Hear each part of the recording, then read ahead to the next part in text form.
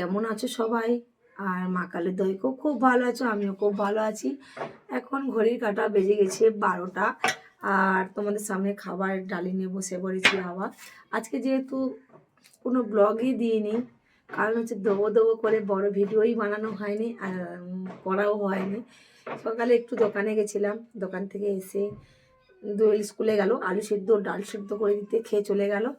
আর এখন এই যে খেতে বসে পড়ছি। আর রিয়া আসার কথা আছে, ওই জন্যে খাচ্ছি না, বসে আছি, ও আসলেই খাবো। আর ও কি নিয়ে এসছে দেখি। আর ও অ্যাকচুয়ালি ঘর থেকেই রান্না করে নিয়ে আসে। আর এই যে আমাদের হচ্ছে কী মাছ বলে, পায়রাতালি মাছ। এই যে পায়রাতালি মাছ, আর এই যে থোর থোর কড়া চিংড়ি দিয়ে ভাজা করেছি, আর চিংড়ি মাছের টক। এই যে মানে খুব ভালো খাবার, মানে আমার ভালো খাবার।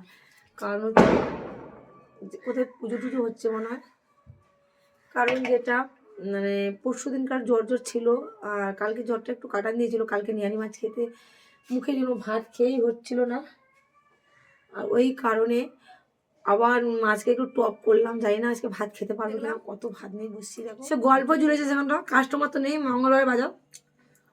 আর কি বলবো বলো, আমি ওর জন্য বসে আছি, তাড়াতাড়ি করছি। শুনলে হাসবে, মানে আমার মতো এরকম অখাদ্য রান্না মানে কেউ করে না। প্রথমে দিয়েছিলাম, মানে এটা মনে দিয়ে কেটে দিয়েছে বললাম। এটাকে প্রথমে সিদ্ধ করে নিয়েছিলাম, 3টে সিটি মেরেছিলাম। আর থোটটা না, আমি থোট কিনতে যাই না, খেতে যাই না। তো প্রথমে দেখলাম একটু বুড়ো বুড়ো না কি যাই না, মনিতে বললো বুড়ো, তাই আমিও বলছি বুড়ো। 3টে সিটি মেরে নিয়েছি। আর তাতে কড়াই দিয়েছি, বেশি করে তেল দিয়েছিলাম, 5 ফোড়ন দিয়েছিলাম, আর শুকনো লঙ্কা ফোড়ন দিয়েছিলাম। আর কিছু দিই নেই, আর নুন হলুদ আর চিংড়ি মাছ তো ভেজে দিয়েছিলো। আর কিছু দিয়ে নিয়ে লাস্টে নামানোর সময় একটু মিষ্টি আর একটু ঘি দিয়েছিলাম। অপূর্ব লাগছে, মনে হচ্ছে না এই সবটাই খেয়ে নিই। কিন্তু অনেকটাই কাটা হয়েছিল,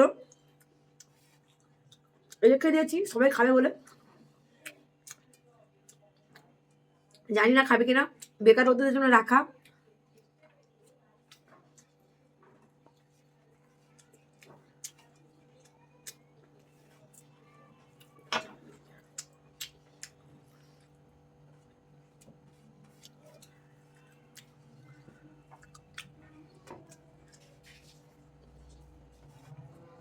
একদম ইচ্ছা করবে একদম ঝরঝরে ভাত, তাতে আছে লঙ্কা আর চিংড়ি আর কচু।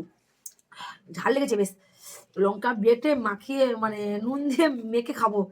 আর কালকে না এটা করতে পারিনি বলে ভাতটা ঠিকঠাক খাওয়া হয়নি, ওর জন্য আজকের ওকে ডেকেছি টক খাওয়া বলে। তুই খেয়ে দেখ না কিসের টক, আমাদের যা হবে তুই তাই খাবি, টক হোক আর যাই হোক। যদি পাকাতে দিলো কাঁচাতে দিলো খেতে হয় বলো। ও এটা ওটা খায় না, ওকে ওই জন্য একটু ডেকেছি, ওই জন্য আজকে এই মাছটা খেয়ে দেয়। মশলা মাখিয়ে ভাত খাবি, এগুলো ঝোল ফোল বেশি পাবি না, এসব বাঙালদের রান্না। আমি বাঙাল বাড়ি মেয়ে তো, ও জানে না এটা। আমার বর এমন খায়, বাইরের কারোর বাড়িতে খেতে চায় না, নাকি কারোর রান্না ভালো লাগে না। কেমন এটা কি খাচ্ছিস বুঝতে পারলাম, ঝোলটা মাখাবি তো, ওই গায়ে মশলাটা এটা নিবি তো, গল্প খা আগে, বাচ্চা মেয়ে যেন।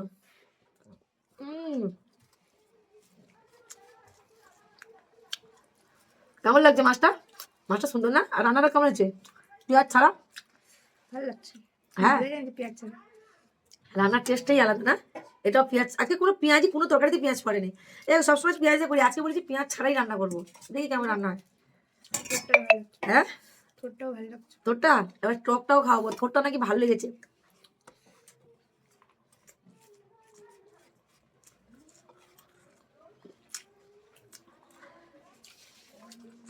তোর মাছটা শুধু খাবি? হ্যাঁ, তো মাছ টক করে তো, তুই এই টকটা একবার ট্রাই কর। আমাদের কিরম টক জানিস? সর্ষে বাটা টক।